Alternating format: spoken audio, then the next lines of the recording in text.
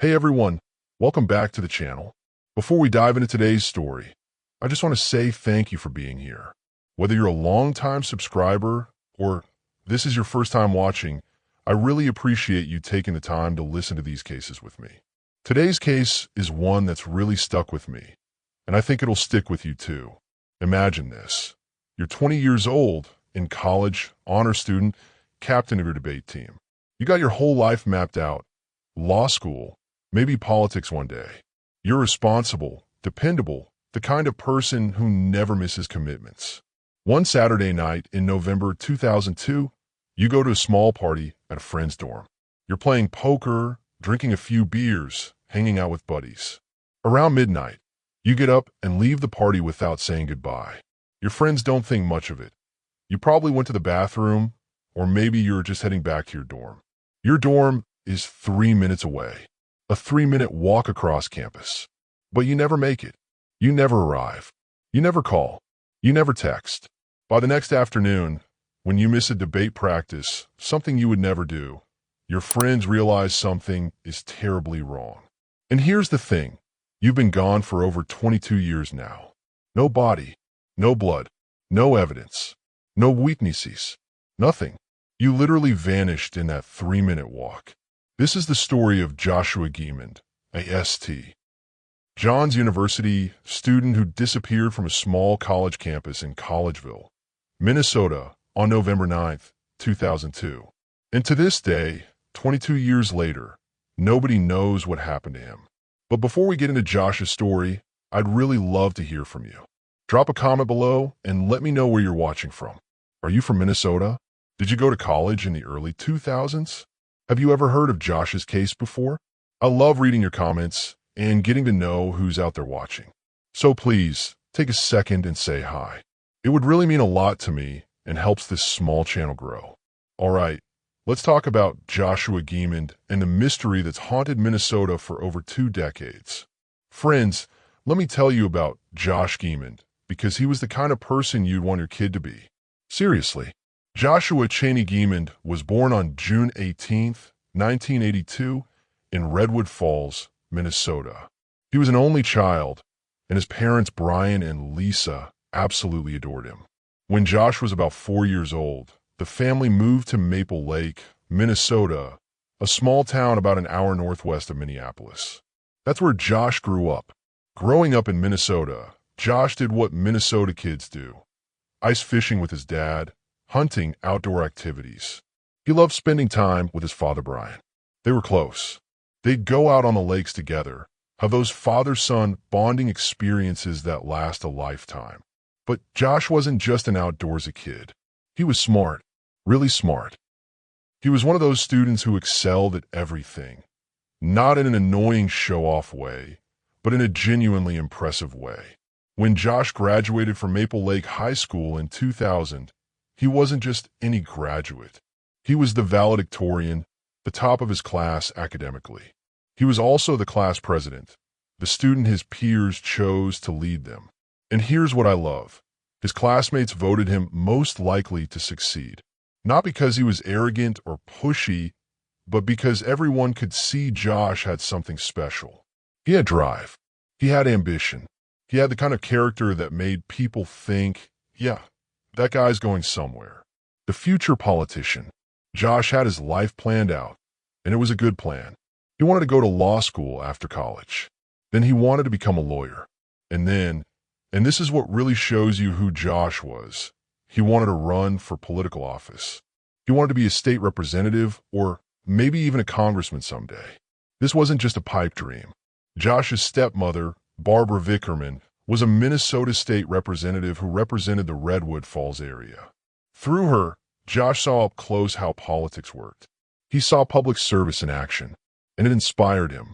Sadly, Barbara died from cancer in 1997 when Josh was just 15 years old. But her influence on him remained. Josh wanted to make a difference. He wanted to serve people. He wanted to be one of the good guys in politics, the ones who actually care about making things better.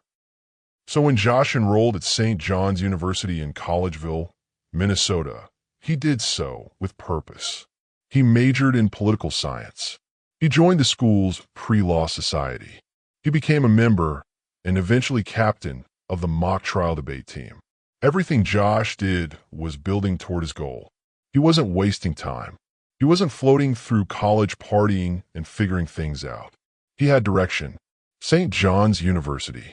Now, let me tell you about St. John's University because the campus itself becomes important to this story. St. John's is a small, private Catholic university in Collegeville, Minnesota, about 90 miles northwest of Minneapolis. It's a beautiful campus, but it's also remote. We're talking about a campus surrounded by 2,500 acres of woods and lakes. It's isolated, quiet, the kind of place where you'd think students would be safe because, well, where would danger even come from? In November 2002, Josh was a 20-year-old junior. He lived in a dormitory called St. Moore Hall. He was doing well academically, honor student. He was active in campus activities.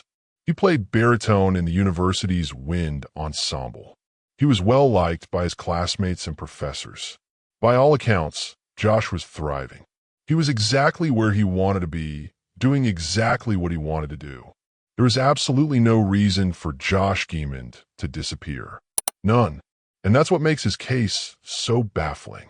Hey, I want to pause for just a second because I want to ask you for a small favor. If you're enjoying this video so far, if you find Josh's story interesting or important, would you mind giving this video a like? I know it seems like a small thing, but likes really do help this channel grow. YouTube's algorithm pays attention to engagement, and when videos get likes, YouTube shows them to more people. And the more people who see these cases, the better chance we have of finding answers or keeping these stories alive. So if you could take 1 second and hit that thumbs up button, I'd really appreciate it. Thank you so much. Now, let's talk about what happened on November 9th, 2002. It was a Saturday night in early November. Cold, dark, typical Minnesota weather for that time of year, probably in the 30s or 40s, maybe a bit of wind. Josh was in his dorm room in St. Moore Hall working on a paper. This was normal for Josh. He was responsible, kept up with his schoolwork, didn't procrastinate. Around 11:06 p.m., some friends stopped by Josh's room. They were heading to a party at another dorm, Court, and invited Josh to come along. Josh decided to go. He left his room, leaving behind his wallet, his glasses, and other personal items. He just grabbed his keys and headed out with his friends. Now, this detail is important.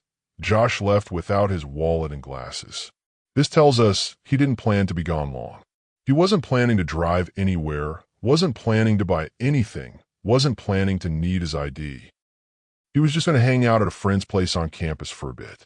The walk from St. Moore Hall to Court is short, maybe 3 minutes if you walk at a normal pace. Josh and his friends arrived at Court around 11:10 p.m. or so. They went to an apartment where a small group was gathering. The poker party.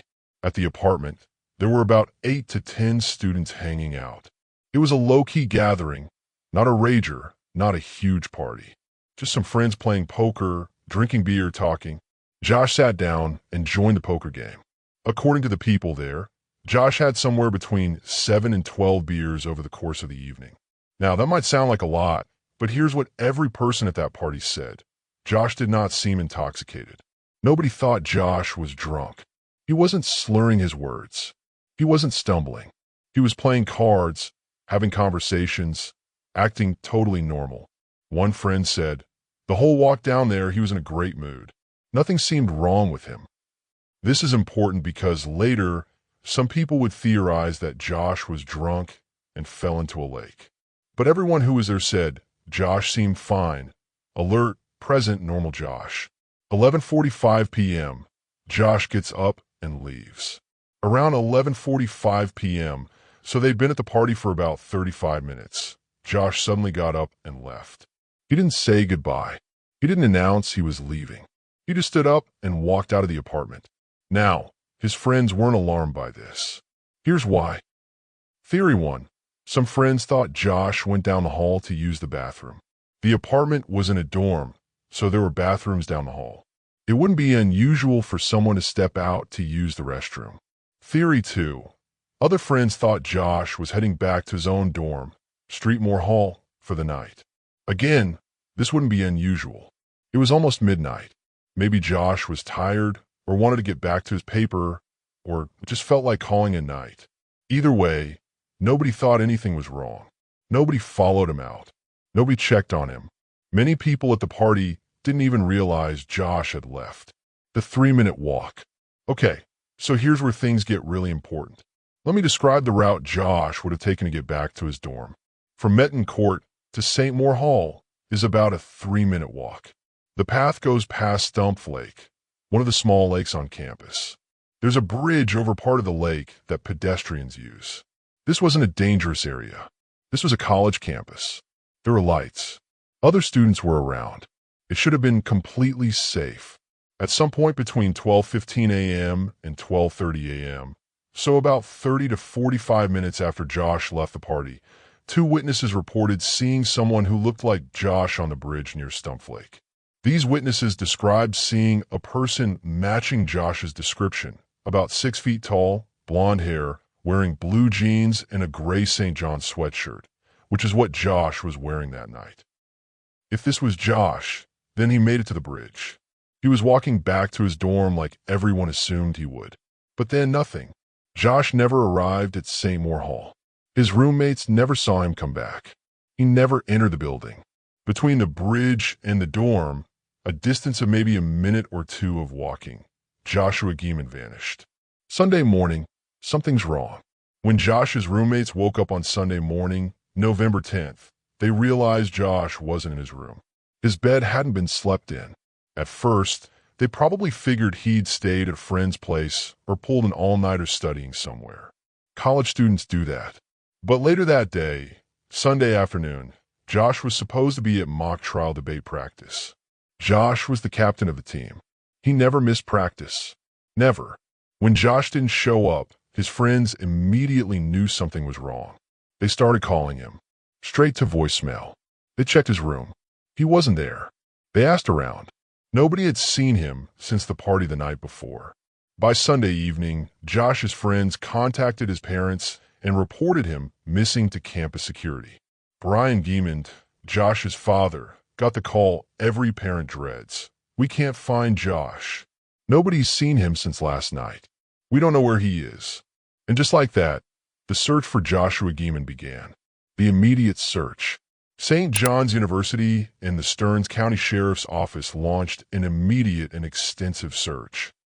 They searched every building on campus, every dorm room, every classroom, every bathroom, the library, the cafeteria, everywhere. They searched the grounds, the woods surrounding campus, the lakes. They used bloodhounds to try to track Josh's scent. And here's what the bloodhounds found. Josh's scent led to the bridge near Stump Lake. The dogs tracked his path from Metten Court toward the bridge. But then the scent seemed to end or become confused near the water. This led investigators to develop their first theory. Josh had somehow fallen into Stump Lake while crossing the bridge. But there were problems with this theory. Problem 1. The bridge had railings. You couldn't just accidentally fall off it. Problem 2. Josh wasn't drunk. Everyone at the party said so. Problem 3. The weather was cold, but not icy. There was no reason Josh would have slipped. Problem 4. Even if Josh did somehow fall in, the lake wasn't that deep. It was thoroughly searched by dive teams. No body was ever found. Still, for years, this accident theory would dominate the investigation. The Minnesota National Guard joined the search. The FBI got involved.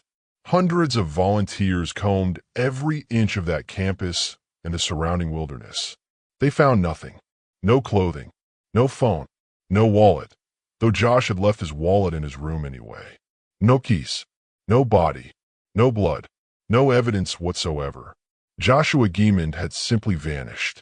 Hey everyone, I want to take a quick moment to ask you something. If you're not subscribed to this channel yet, would you consider subscribing?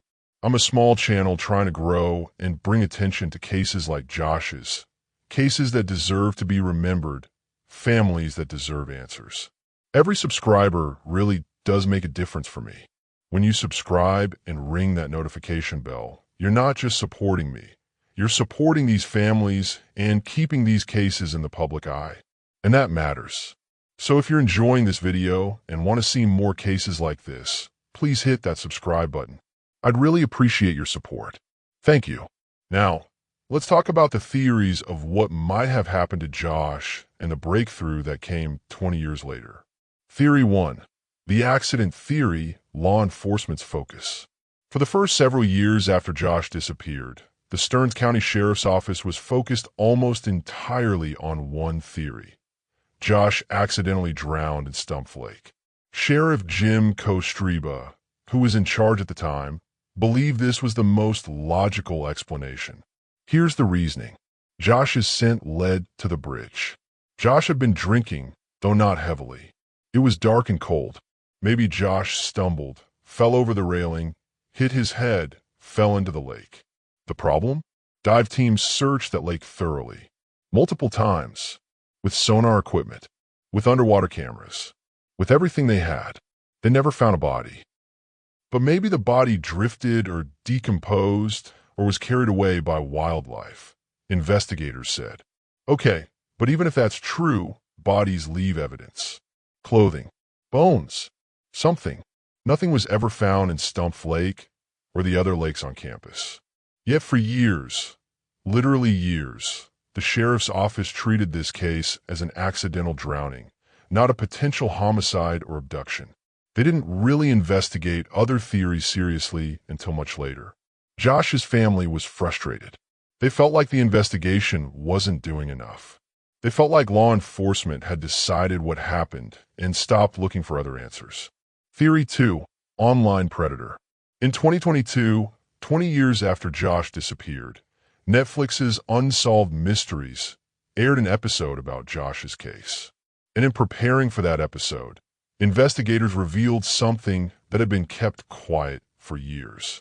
They found evidence on Josh's computer.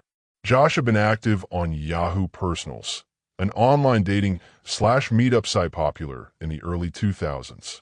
He'd been talking to people online, possibly arranging to meet up with people.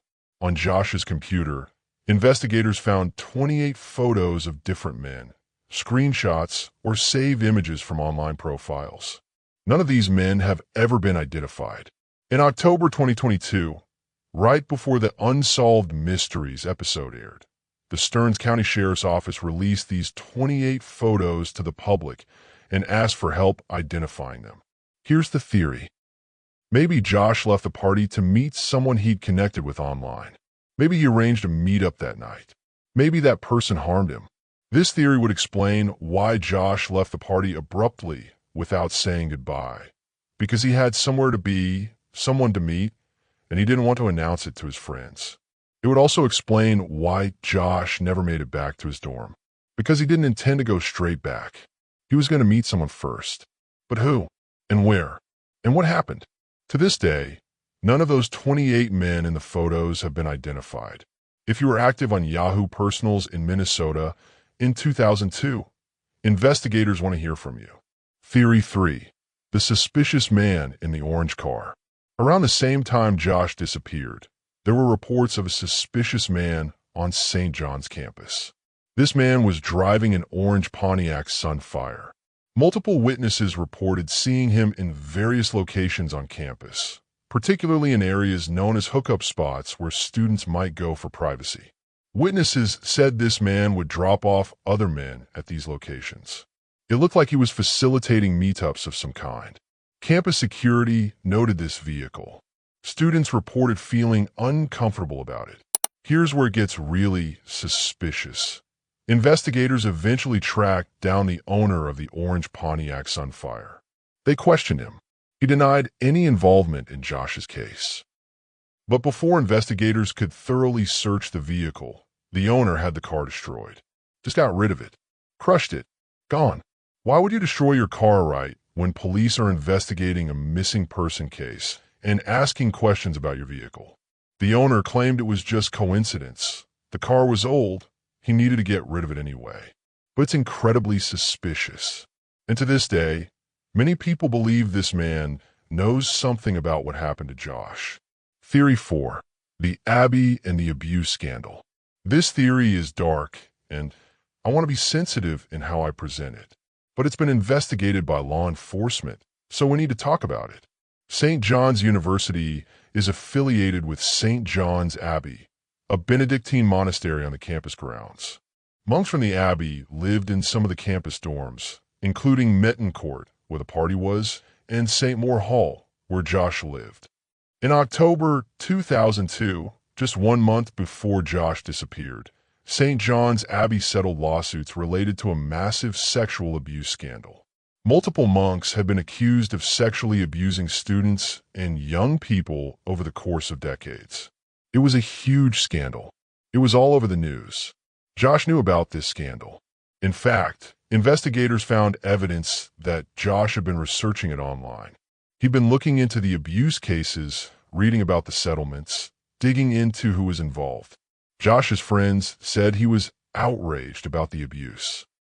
He couldn't believe the church had covered up for so long. Now here's the connection that some people have theorized. Bloodhounds tracking Josh's scent didn't just lead to the lake. They also tracked his scent to the Abbey building itself. Could Josh have gone to the Abbey that night? Was he investigating something? Did he confront someone? The Stearns County Sheriff's Office has investigated this angle. They've searched Abbey buildings. They've questioned monks. In 2023, they stated they found no credible evidence connecting the Abbey to Josh's disappearance. But Josh's father, Brian Giemond, isn't convinced the investigation was thorough enough. He believes there could be a connection that hasn't been fully explored. Theory 5. Roommate or someone on campus. Some people have theorized that someone Josh knew, maybe a roommate, maybe another student, harmed him and covered it up. The reasoning: Josh disappeared from a small, isolated campus. How would a complete stranger abduct him without being noticed? It would be much easier for someone who belonged on campus, someone who had access to buildings, someone who wouldn't raise suspicion, to harm Josh. But there's never been any evidence pointing to a specific person on campus. No suspicious behavior, no confessions, no physical evidence. This theory exists, but it's never gained much traction. As of 2024, the Stearns County Sheriff's Office says Josh's case is still an active investigation. They haven't given up. Current investigator Andy Struffert has said they're looking into all theories, not just the drowning theory. They're considering the possibility of foul play. They're following up on tips generated by the Unsolved Mysteries episode. But 22 years later, they still don't have answers. Josh is presumed dead. No one believes he's alive somewhere and has just chosen not to contact his family for over 2 decades. That doesn't fit who Josh was. So the question remains, what happened to Joshua Giemond? Hey, I'd love to hear what you think about Josh's case. Which theory makes the most sense to you? Do you think he met someone from online? Do you think it was the man in the orange car? Do you think there's a connection to the Abbey scandal? Drop a comment below and let's discuss it. I read every single comment, and I love hearing your thoughts and theories. This is a community, and your input matters. So please, leave a comment. Tell me what you think, and let's keep this conversation going. Friends, I can't imagine what Josh's parents have gone through. I really can't. Brian Giemond and Lisa Cheney, Josh's mom, who later remarried, have spent 22 years not knowing what happened to their son, not knowing if he's in a lake or buried somewhere or what. They've never been able to have a funeral. They've never been able to say a proper goodbye. They're stuck in this horrible limbo where they can't grieve and move forward because there's no closure. Every year on November 9th, Josh's family and friends hold a prayer service in Maple Lake. They remember Josh. They pray for answers. They keep his memory alive. Brian has been very vocal about his frustration with the investigation. He feels like the Stearns County Sheriff's Office focused too much on the drowning theory and didn't take other possibilities seriously enough. When Netflix's Unsolved Mysteries aired their episode on Josh's case, Brian was actually upset with how the sheriff's office was portrayed. He felt they were taking credit for work they hadn't actually done and claiming progress that hadn't actually been made. Brian told reporters, "What a joke." He felt the episode made it look like law enforcement was actively working the case when in reality, he felt they'd let it go cold for years. That's heartbreaking, to have your child disappear, and then to feel like the people who are supposed to find him aren't doing everything they can.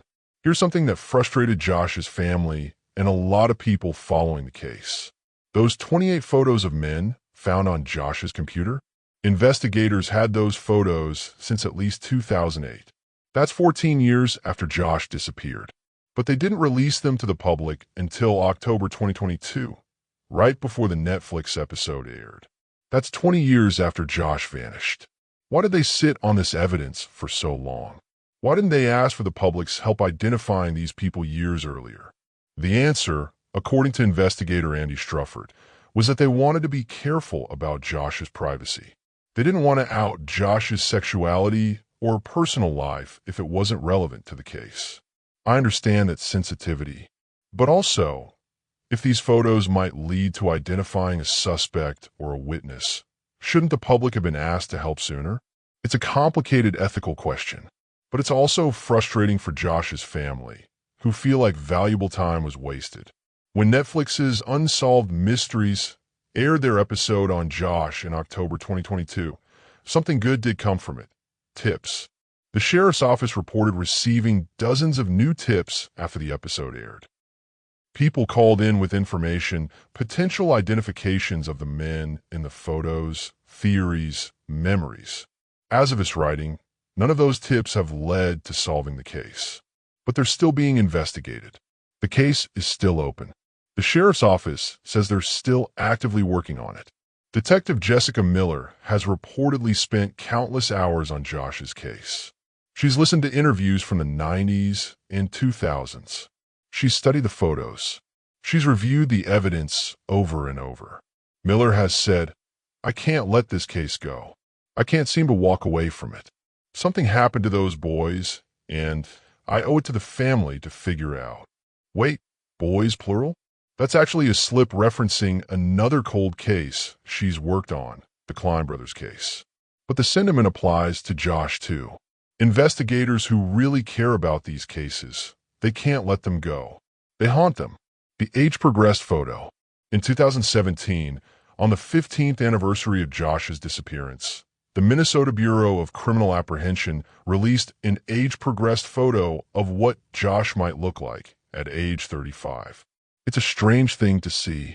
Here's this image of a man in his mid-30s, graying hair, some wrinkles, the face of someone who's lived 15 more years of life. But Josh never got to age 35. He never got to age 21 or 25 or 30. He's been frozen in time as a 20-year-old college student since November 2002. The age-progressed photo was released in the hopes that maybe, just maybe, Josh is alive somewhere. Maybe he lost his memory. Maybe he was kidnapped and held somewhere. Maybe he'll see the photo and recognize himself. Maybe someone will see it and recognize him. But realistically, nobody believes Josh is alive. Not his family. Not investigators. Not the public following the case. If Josh were alive, he would have contacted his family. He loved his parents. He was responsible. He wouldn't put them through 22 years of torture if he had any choice.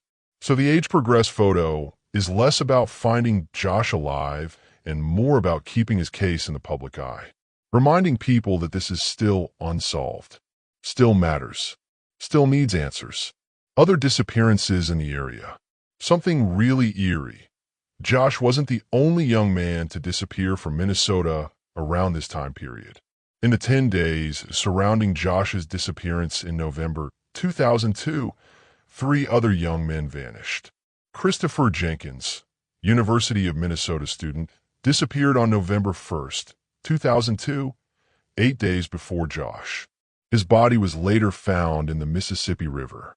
Michael Knoll, University of Wisconsin-Eau Claire student, disappeared on November 6th, 2002, 3 days before Josh. His body was found in a lake in Eau Claire. Josh Giemond disappeared November 9th, 2002, never found. Plus, there's the Danny Heinrich connection.